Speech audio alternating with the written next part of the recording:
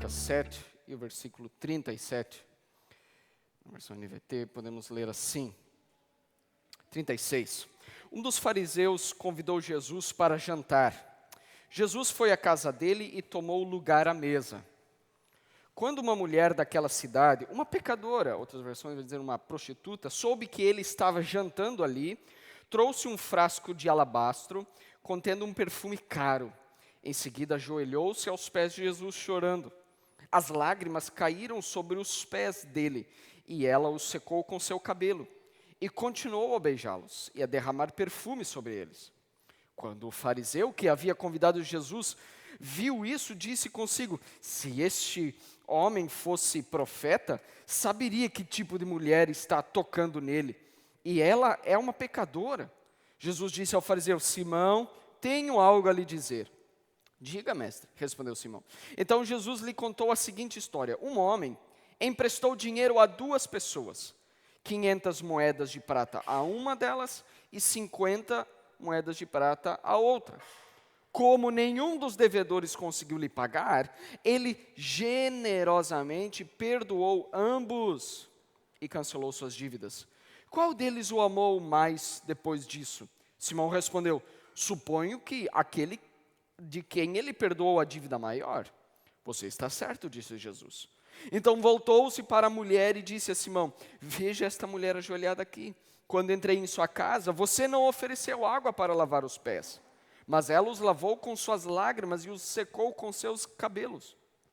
Você não me cumprimentou com um beijo, mas desde a hora em que entrei, ela não parou de beijar os meus pés. Você não me ofereceu óleo para ungir minha cabeça, mas ela ungiu meus pés com um perfume raro. Eu lhe digo, os pecados dela, que são muitos, foram perdoados, e por isso ela demonstrou muito amor por mim. Mas a pessoa a quem pouco foi perdoado, demonstra pouco amor. Então Jesus disse à mulher: seus pecados estão perdoados. Os homens que estavam à mesa diziam entre si: quem é este que anda por aí perdoando pecados? E Jesus disse à mulher: a sua fé te salvou. Vá em paz, vá em paz. Amém? Queridos, esse texto ele nos lembrará nessa manhã qual o significado legítimo da Páscoa. Esse é o texto que nos mostra o que a Páscoa significa para nós. Ano passado nós falamos sobre isso, que nós, cristãos, nós não comemoramos Páscoa. Páscoa é uma data dos judeus. Nós comemoramos a Santa Ceia, né?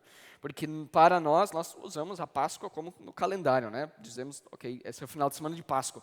Mas nós não comemoramos Páscoa como se nós tivéssemos saído do Egito. Isso é para os judeus. Nós comemoramos a ceia. Jesus diz: essa é a nova aliança no meu sangue. Façam isso todas as vezes que beberdes em memória de mim. Nós tomamos a ceia do Senhor. Então, quando nós falamos sobre Páscoa, quando nós falamos sobre morte de Jesus, nós estamos falando sobre o perdão da nossa culpa. O perdão da culpa. E, queridos, é necessário que eu e você entendamos. Todos nós que confiamos em Cristo, é indispensável entendermos qual é a nossa culpa. Nós falamos tanto sobre pecado, sobre culpa, mas você pode perguntar: mas é que eu ainda não entendo, eu ainda não entendi o peso. Qual que é de fato a minha culpa? Qual é a minha culpa que Deus teve que morrer em meu lugar? Por que Cristo teve que morrer, né? Alguns diriam assim, nós estávamos pensando em muitos ateus dizem: eu não pedi para Deus morrer por mim, eu não pedi para que Cristo morresse por mim. Né? É óbvio que pessoas que dizem isso, elas não entenderam o quão grande é a sua culpa diante de Deus. E nós queremos refletir sobre isso, porque Lucas 7,37 fala justamente sobre a culpa do nosso pecado. Que nós temos uma ficha criminal diante de Deus. Que nós temos sim culpa no cartório, como diz a palavra. A própria Bíblia nos vai dizer. E é incrível, irmãos, que o pior sentimento que nós podemos carregar como seres humanos é a culpa. O pior sentimento é o de culpa. O ser humano, ele já escreveu tantos artigos, ele já escreveu sobre tantos livros sobre culpa, sobre como se livrar da culpa. E é a culpa que arruína. ela cansa as nossas vidas. As pessoas, elas tentam amenizar a culpa dizendo, mas foi só um pouquinho de covardia, foi só um pouquinho de arrogância, né? Você foi um pouquinho ingênuo, talvez, né? Elas sempre tentarão achar desculpas para a sua culpa. As pessoas, elas tentam amenizar, vão dizer, ok, mas você não é tão mal quanto os outros. Talvez você é um pouquinho preguiçoso, mas não é tão preguiçoso como os outros. Mas você não é mal, você tem um pouquinho de culpa, mas não é tão grave assim. Sempre nós tentaremos amenizar a nossa culpa. Sempre essa será a nossa última palavra. Você não tem tanta culpa. Sempre tentar colocar o ser humano como vítima da sociedade, da sua pouca arrogância, um pouquinho. Nós estávamos falando agora sobre a psicologia, ela considera a maioridade como 18 anos. Quer dizer, hoje em dia, por isso que há essa discussão sobre a maioridade penal ser reduzida. Por quê? Porque alguém que comete um crime sendo mais novo que 18 anos, ele não se torna tão culpável quanto alguém de maior de 18. Por isso que um cristão que não entende essas coisas, é o mesmo crime, é o mesmo estupro, é o mesmo assassinato, mas se for abaixo de 18 anos, veja, então ele não é tão culpável assim como alguém maior de 18 anos. Isso não combina, essa teoria não combina com um cristão. Isso não combina. Quer dizer, a pessoa cometeu o mesmo crime, a mesma barbaridade. Pessoas que acham isso certo, elas têm um problema com a cruz. Elas não entendem que todos são culpados.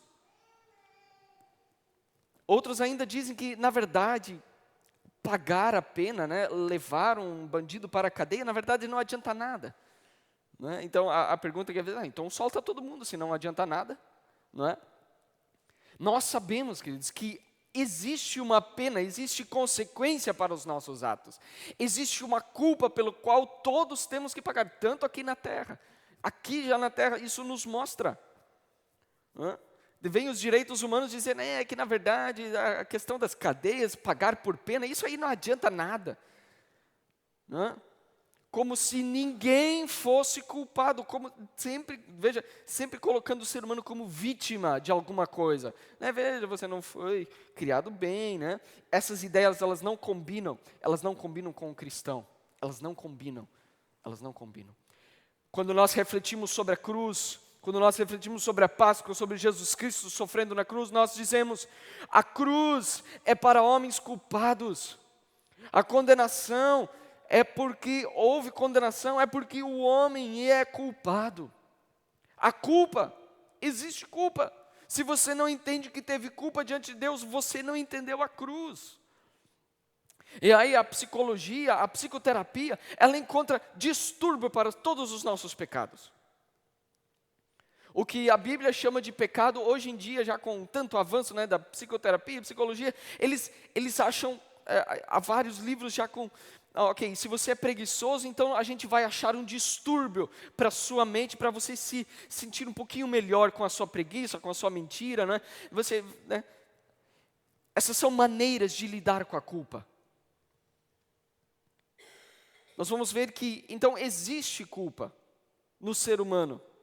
E se existe culpa, nós sempre tentaremos compensar de alguma forma ou de outra. Nós sempre tentaremos, assim como prisioneiros aqui na terra, né, eles vão para a cadeia, pagam sua pena e depois são soltos. Nós, como cristãos, né, como pessoas diante de Deus, nós tentamos sempre compensar. Né? Nós queremos nos livrar da culpa dizendo assim, mas veja, vamos arrumar algumas desculpas. Então tem 3 formas de nós negarmos a nossa culpa como seres humanos. Primeira, uns simplesmente negam, eles dizem assim, olha, eu não creio em Deus,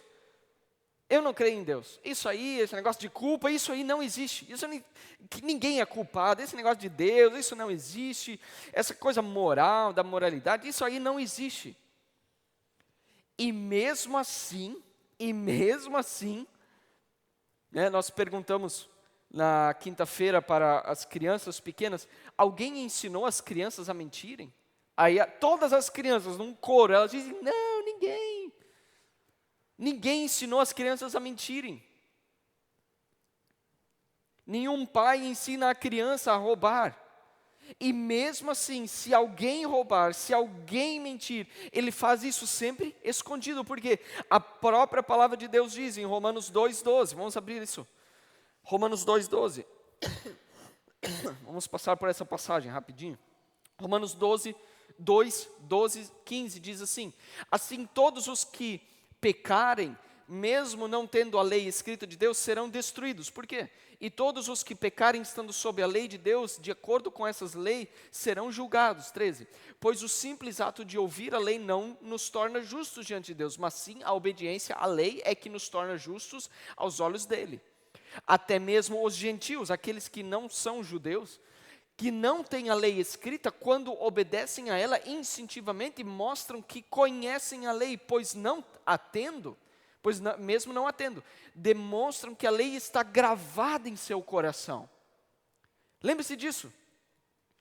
Mesmo as pessoas que não participam aqui da igreja, mesmo as pessoas que são ateus, eles não mentem para todo mundo, dizendo, eu minto mesmo, porque ninguém vai me cobrar nada, porque não existe Deus. Se eles mentirem, se eles roubarem, eles vão fazer escondido isso, porque a própria Bíblia diz, a lei está gravada no ser humano. Todo ser humano sabe o que é errado. Ninguém ensina a roubar, ninguém ensina que é errado roubar, todo mundo já nasce sabendo.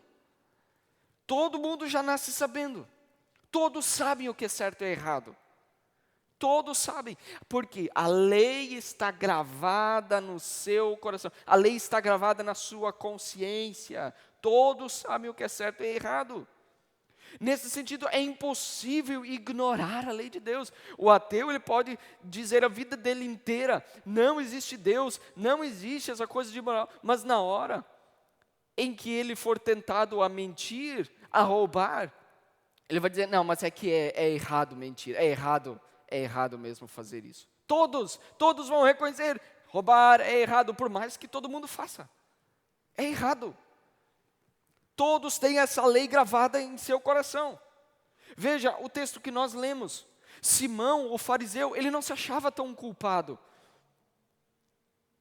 Ele achava, nossa, se Jesus soubesse quem é essa pecadora, ele não ia. Eu convidei ele deixa agora essa prostituta se chegar. Ele não se achava tão culpado assim. Ele é o que nós chamamos hoje em dia de pessoas que tentam se livrar da culpa.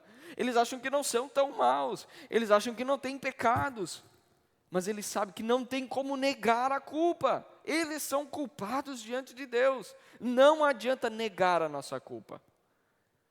Não adianta negar, não adianta dizer, Deus não existe, a lei do Senhor não se aplica a mim, essa coisa de Bíblia, as leis de Deus, isso não se aplica a mim. É negar, não é? Mas todos teremos que reconhecer, a lei está dentro da nossa consciência, a consciência nos acusa, a consciência própria nos acusa, mesmo nós ignorando a nossa consciência, né? As pessoas roubam mesmo assim, elas sabem que é errado, elas sabem que é errado, por isso que um ladrão ele foge da polícia, né? Porque ele sabe que é errado. Em segundo lugar, nós sabemos que se negar não funciona, outra coisa que nós fizemos é achar desculpa para a nossa culpa. E aqui nós estamos envolvidos, aqui nós, muitos cristãos, nós estamos envolvidos. Talvez você não negue a sua culpa. Você sabe que existe um Deus, você sabe o que é errado, você sabe o que é o certo, mas rapidamente nós podemos sempre tentar achar uma desculpa para a nossa culpa. Sabe, são desculpas assim convenientes, nós podemos até convencer os nossos amigos, nós podemos convencer um júri de que nós não somos culpados, mas veja o que diz Romanos 3,19. Romanos 3,19 diz assim, que a lei de Deus, é evidente que a lei se aplica àqueles a quem ela foi entregue, pois seu propósito é evitar desculpas e mostrar que todo o mundo é culpado diante de Deus. Nós lemos no outro versículo que todos sabem o que é certo e errado. Diante de Deus, terá alguém que possa dizer assim, eu não sabia? Não há ninguém. O próprio Paulo aos Romanos diz, não haverá ninguém, não há desculpas. Romanos 1:20 também diz isso. Romanos 1:20, vamos também ler esse versículo. Nós somos indesculpáveis. Romanos 1:20, por meio de tudo que Ele fez desde a criação do mundo, podem perceber claramente seus atributos invisíveis, seu poder eterno e sua natureza. Portanto, não tem desculpa alguma. A culpa do pecado é como a dor no nosso corpo. Se você tem uma dor aqui do lado, né? Sempre tem essa coisa da tal da penicília, né? Se você ignorar a dor, ignore a dor. Isso é só uma dor. Não, você não pode ignorar a dor, porque ela mostra que tem uma doença mais profunda. Tem algo te corroendo por dentro. Você não pode ignorá-la, você não pode dizer, é só um sentimento. Não, a culpa, né? Aí a psicologia, quando você vai diante do psicólogo, você diz, é que eu me sinto tão culpado, eu não consigo me livrar da preguiça, eu ando tão preguiçoso, daí a psicologia vai dizer, mas veja bem, não é? A culpa permanecerá, a culpa vai permanecer. A psicologia vai dizer, não, mas é só um sentimento, você tem que ignorar o sentimento. Ontem eu fiquei pasmo, ontem eu pesquisei no Google, você coloca assim, livrar-se da culpa, ou você pode pôr no próprio Instagram, não é? Livre-se da culpa. Existem tantos artigos, tantas posts falando sobre, posts profundos, né? Eles falam assim, por que nós não deveríamos nos preocupar com a culpa? Por que nós não deveríamos nos ficar preocupando, nos remoendo por causa da culpa, por coisas que a gente não fez, ou deixou de fazer, ou o que a gente fez? A psicologia vai tentar, ela encontra distúrbios então para os nossos pecados. A psicoterapia vai dizer, não, mas isso é só um sentimento. Veja, é só um sentimento, você tem que se livrar disso. São só os seus hormônios. E aí nós tratamos isso como? A ira, que é um pecado, ela vira o quê? Ela vira uma desregulação emocional. É só né, o seu emocional está um pouquinho desregulado, por isso que você está ficando tão bravo, né? A cobiça, que é um pecado, ela vira o quê? É uma carência. Você é um pouquinho carente, por isso que você está cobiçando. A inveja, na verdade, ela é um pouquinho de baixa autoestima. Você está com a autoestima um pouquinho baixa, por isso que você está com inveja dos outros.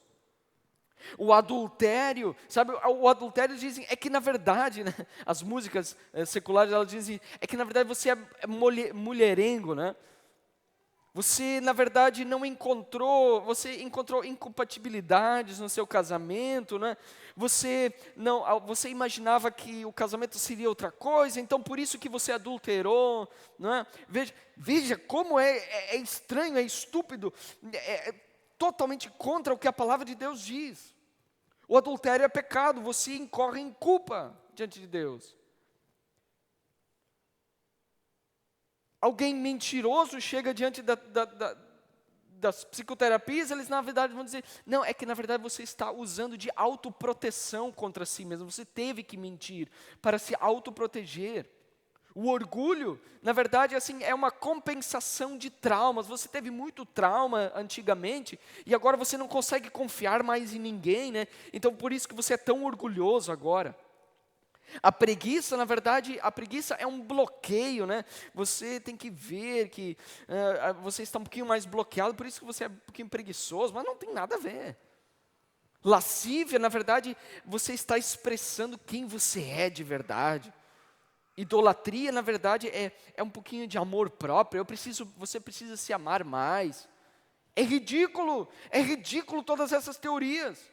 Você vê o ser humano, ele acha psicoterapias para amenizar a culpa, para dizer que ele é menos culpado diante de Deus.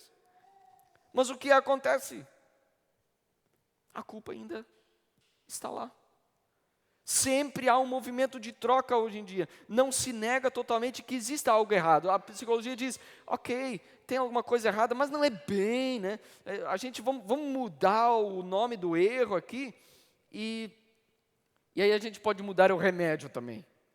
Mas a culpa está lá, é impossível se livrar. Você sabe que está em dívida.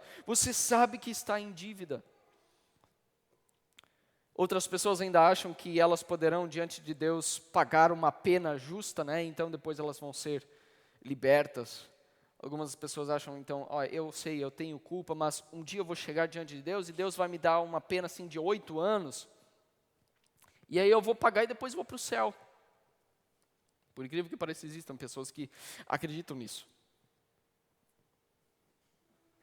Mas Marcos 9:44, podemos ler rapidinho esse versículo 9, Marcos 9:44, diz o quão longo é a nossa pena diante de Deus. 9:44 diz, lá os vermes nunca morrem e o fogo nunca se apaga. Jesus estava falando sobre a pena do nosso pecado. Nunca se apaga. Outros versículos também dizem que é impossível nós pagarmos pelo nosso pecado. E aí então nós sermos aceitos diante de Deus. É impossível. A desculpa é, outros dizem assim, mas é Deus, é amor, então Ele não vai fazer isso comigo, não é? Ele é misericordioso, então Deus não vai ser tão irado comigo, Deus não vai fazer isso comigo. Mas nós sabemos que o mesmo Jesus que pregava o amor, que era inteira compaixão, Ele diz, né, esse versículo, que o pecado, ele será julgado. E o problema da culpa ainda continua. O problema da culpa ainda continua. Não é só sobre o nosso pecado com o próximo, mas é sobre ofender a santidade de Deus. Nós podemos achar que, dependendo das circunstâncias, as pessoas acham a desculpa assim, mas olha aquele criminoso, ele nasceu numa região pobre, ele não teve as mesmas condições, por isso que agora ele rouba, ele não teve as mesmas oportunidades. Não, nós não podemos mudar o conceito, né? Deus, Ele não vai abaixar a sua justiça, Ele não vai diminuir o senso da sua justiça, porque nós ofendemos a santidade de Deus. As pessoas podem dizer, é que para o homem hoje em dia é muito mais difícil ficar longe, né, dos desejos sexuais fora do casamento.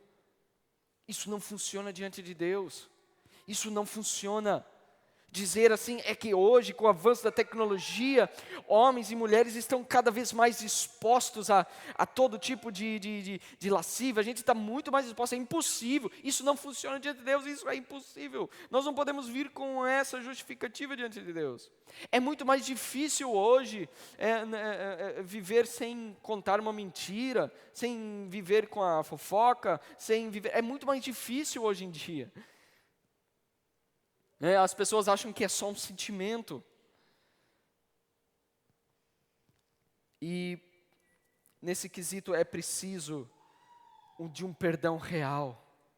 Nesse quesito é preciso que exista um perdão que seja real, definitivo. É necessário que exista um perdão real. Por quê? Porque a culpa é real. Todos nós atestamos, a culpa é real diante de Deus. Não podemos fugir da culpa. A única fonte de perdão real é Deus. Deus é o único. E graças a Deus, Jesus, Deus é um Deus pronto para nos perdoar. 1 João 1,9 diz, né, que uma das promessas é que se nós pecamos, Ele é fiel e justo para nos perdoar. Eu gostaria de ir para o próximo ponto o último ponto mostrando. Talvez vocês já tenham assistido o filme A Lista de Schindler. Oskar Schindler, no começo ele foi um nazista, enfim. E logo depois ele viu que estava tudo errado, né? E aí ele começa. O filme é maravilhoso, tem vários Oscars, né? O filme lá de 93. E Oskar Schindler, então, ele começa a vender as coisas dele, né? Para então subornar guardas nazistas com o dinheiro que ele tinha, e aí ele salvou muitos judeus, né, da câmara de gás, enfim, da morte. Ele salvou muitos judeus, muitas crianças judias, e ele fez um ótimo trabalho, né? Mesmo. Então ele vendia as coisas, enfim. No final do filme, sabe o que acontece? Ele chega, né, quando a guerra estava quase terminando, ele chega diante do carro dele, ele tinha um belo carro, ele chega diante do carro dele e ele olha e ele diz, meu Deus do céu, e se eu tivesse vendido o carro, quantas pessoas eu não teria salvo mais? No final do filme, mesmo ele tendo salvo muitas e muitas pessoas, no final do filme ele chega e ele diz, ainda não fiz o suficiente, ainda sou o culpado. Ele olha para o que ele fez, para o que ele deixou de fazer, para os recursos que ele ainda tinha, e ele percebe que ele poderia ter feito muito mais. Ele poderia dizer, olha, por que eu não comecei antes? Por que eu não comecei muito antes da minha vida a salvar os judeus? Por que... E isso não é uma emoção desregulada, não é só um sentimento. A psicologia diria hoje o quê para Oscar Schindler? Ele dizia, não, mas você não deve carregar isso. Você, na verdade, antes é que os seus pais, seus avós, eles te criaram como um nazista. Não é? A sociedade antissemita, o ódio pelos judeus, ele te moldou, né? E por isso que você não começou antes de ajudar os judeus. Você foi vítima da ideologia. Você, na verdade, você fez o melhor que conseguiu na sua realidade. A psicologia, ela fala isso hoje em dia, né? Você não é tão ruim como os outros. Veja, você conseguiu fazer muita coisa. São desculpas. E a culpa ainda permanece lá. E nós diremos o quê? Que Oscar Schindler teria sido perdoado? Porque antes ele era um nazista e agora, na verdade, não, diante de Deus não há compensação, não tem como compensar diante de Deus. Por isso que ele no final, ele diz, ainda não fiz o suficiente, ainda sinto-me culpado, ainda me sinto com culpa. Arranjar desculpas para a nossa culpa não adiantará, porque a culpa ainda permanecerá lá. A culpa é o problema do mundo. Ele não é um sentimento, ele é uma realidade. O mundo diz, isso é psicológico, né? Isso passa. Se você se distrair, você vai esquecer da sua culpa. Você vai esquecer que você mentiu, que você trapaceou. Você vai esquecer dessas coisas.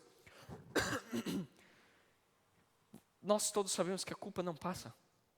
Porque ela não é um sentimento, ela é uma realidade. Não é sobre o que nós sentimos, mas é o que você fez. Você não pode voltar no passado, você não pode apagar aquilo que você fez, e aquilo continua existindo. Números 32, 23, Deus diz ao povo, o pecado de vocês vai encontrar vocês. O pecado os encontrará. Então a culpa é real, o seu passado é real, os seus pecados do presente são reais. A consciência nos mostra, uma hora você vai se chocar contra um. Imagine, eu subir lá no 5º andar, lá em cima, e dizer, quer saber? Esse é negócio de lei de gravidade, isso não se aplica a mim. Eu vou me jogar lá de cima, não vai acontecer nada comigo, porque eu não acredito nessa coisa de lei de gravidade. A lei da gravidade diz, né, que se nós cairmos, a gravidade vai nos puxar para baixo, a gente vai se esborrachar no chão. Imagine que eu diga, esse negócio de gravidade não existe. O que vai acontecer se eu me jogar?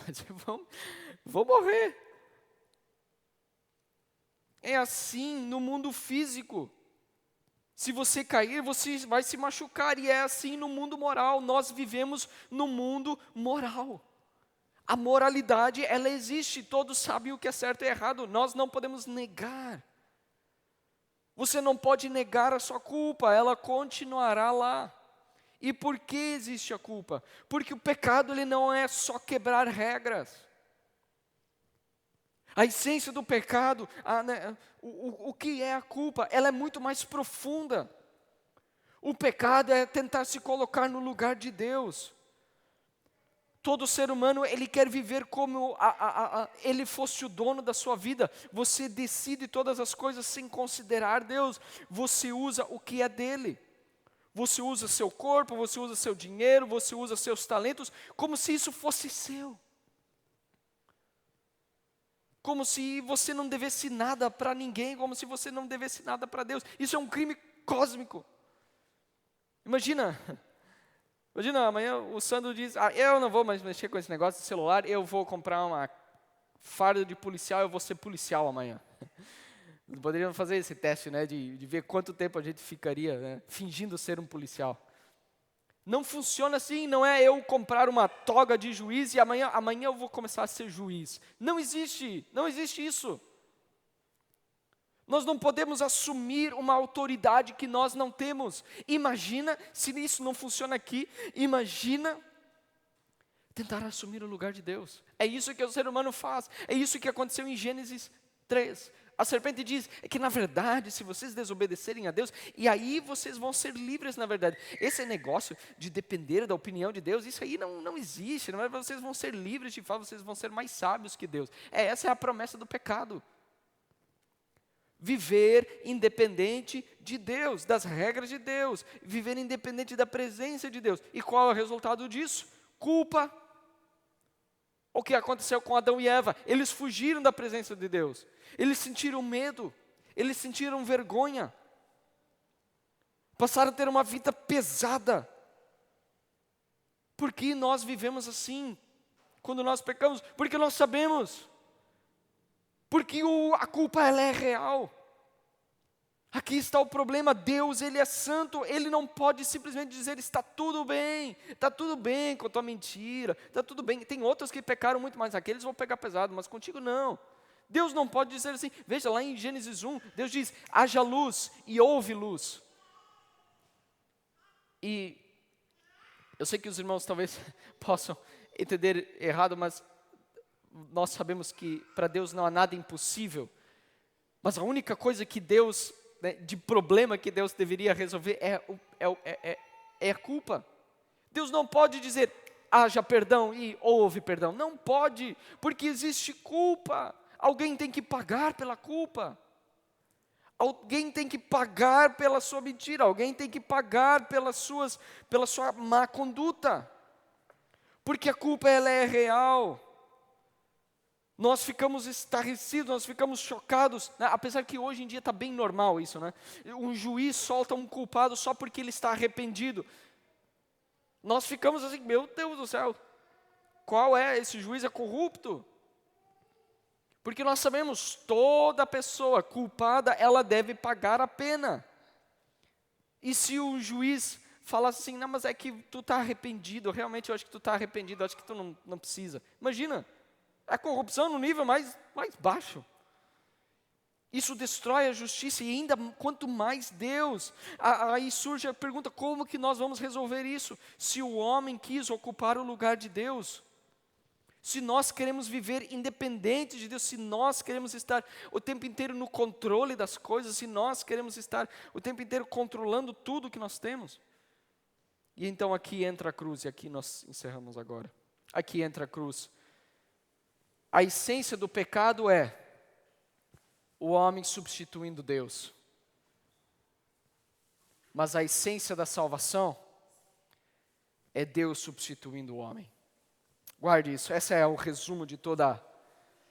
A essência do pecado é o homem tentando substituir Deus. Dizer, eu tenho mais poder que Deus, né? Enfim. Mas a essência da salvação é Deus substituindo o homem. É substituição. É o único jeito de amenizar, de tirar toda a culpa. O único jeito é substituição. Substituição. Imagine, irmãos, nós morremos, nós todos vamos experimentar a morte, se Cristo não voltar. Todos nós temos a certeza da morte. As pessoas podem dizer assim, não, mas todo mundo vai morrer, né? Todo mundo, ninguém escolhe morrer. É verdade, ninguém escolhe morrer. Você pode dizer, mas aquele que se suicidou, aquele escolheu morrer. Não, na verdade ele só adiantou a sua morte, todos vão morrer. Mas Cristo não morreria. Cristo ele não devia nada. A morte não tinha direito sobre ele. Mas ele disse, eu dou a minha vida. Ele escolheu. A nossa morte é a consequência do pecado, mas a morte de Jesus Cristo é substituição. Na cruz, Deus ele não ignorou a culpa, Ele tratou a culpa como ela realmente é. Você viu o que acontece com alguém que é culpado? Cristo nem culpado ele estava levando sobre si. Ele diz, Deus olha para mim como se eu fosse o culpado de todos os pecados. Deus Pai olhando e derramando toda a sua ira sobre o seu único filho. Isso é substituição. Cristo lá na cruz, ele não disse, Deus perdoa eles porque eles fizeram algumas coisas boas. Não, ele diz, eles não sabem. Não foi só um sentimento, ali houve morte real, houve condenação real, houve separação real da presença de Deus, houve punição real. Cristo pagou a dívida que era real, que era sua, que era minha. Por isso que a cruz incomoda tanto. Porque o mundo, a psicologia, ela vai dizer, você é vítima. A cruz diz, você é culpado. Você é culpado, mas pode ser perdoado. Cristo, e aqui está a beleza. Nós morremos porque não podemos evitar. Cristo morreu porque Ele quis nos salvar. O homem quis ser Deus. Então Deus se fez homem e tomou o lugar do homem. Essa é a única resposta real para uma culpa que também é real. A sua culpa é real. A cruz de Jesus, ela foi bem real. A morte de Jesus foi bem real. Para que a sua salvação também fosse bem real.